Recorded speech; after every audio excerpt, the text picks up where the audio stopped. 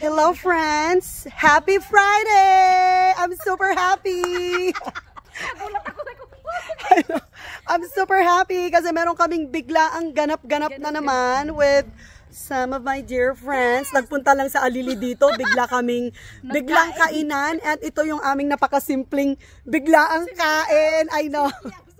Tayo pag biglang nagkikita, oh, di ba?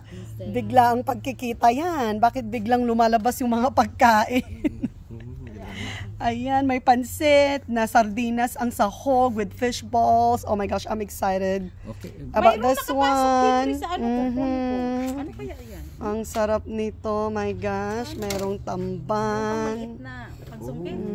Siyempre, quinoa rice. Part ng kwan. So that one, cucumber fresh from our garden. And these are all fresh from our garden. Tomatoes. Talong na malapit ng maubos. Ay, ito Talbos ng kamote. And fried eggplants.